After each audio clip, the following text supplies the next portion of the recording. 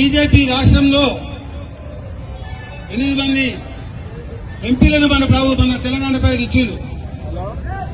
8 మంది పార్లమెంట్ లో ఉన్నారు ఎంపీగా.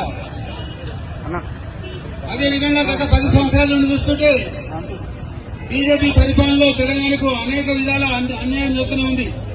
ఎప్పుడు మనకు వాటా రావాల్సినటువంటి నిధులు రావడం లేదు. ఒక్క జీఎస్టీ ద్వారానే మన తెలంగాణ నుండి 1,00,000 కోట్ల రూపాయలు పోతే మనకు దాదాపు 40,000 కోట్లు మాత్రమే ఈ బడ్జెట్ లో తెలంగాణ అభివృద్ధి కొరకు, తెలంగాణ పేద కొరకు కేంద్ర ప్రభుత్వం బీజేపీ పార్టీ పెట్టడం జరిగింది. ఇది చాలా తీవ్రమైనటువంటి అన్యాయం, వివక్ష. దాన్ని పూర్తిగా జనగామ జిల్లా కాంగ్రెస్ పార్టీ నుండి మేము ఖండిస్తున్నామని చెప్పి ఈ సందర్భంగా తెలియజేస్తున్నాం. అనేక విధాల ఎప్పుడు బడ్జెట్ ప్రవేశపెట్టినా గత 10 సంవత్సరాల నుండి బీజేపీ పరిపాలనలో మనకు అన్యాయం జరుగుతూనే ఉన్నది. ఎప్పుడు కూడా మనకు సరైన అభివృద్ధి బాధ రావడం లేదు. మరి మన ప్రాంతం నుండి అన్ని రకాల సహకరించినప్పటికీ ఎందుకని బీజేపీ ప్రభుత్వం, బీజేపీ పార్టీ మనకు అన్యాయం చేస్తుందని చెప్పి ఈ సందర్భంగా నేను డిమాండ్ చేస్తా ఉన్నాను, అడుగుతా ఉన్నాను.